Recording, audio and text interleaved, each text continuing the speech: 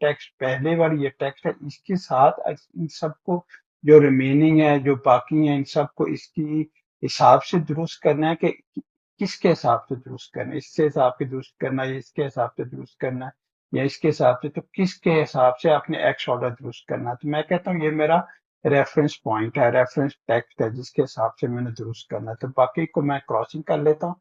जैसे मैं क्रॉसिंग करेंगे वो देखेंगे आपको सारी टेक्स्ट जो है वो उसी तरह से अलाइन हो जाएगी जिस तरह से पहली वाली थी। ठीक है, इसको मैं अगर अंडू करूं, ठीक है, ये देखिए यहाँ पे अंडू करें अगर, तो क्या होगा कि अगर हम कोई और सिलेक्ट करते हैं तो वो उसके हिसाब से भी एक्स ऑर्डर दुरुस्त कर देगा। ठीक है, तो मैं जरा इसको ऐसे जरा थोड़ा सा जूम कर लेता हूँ।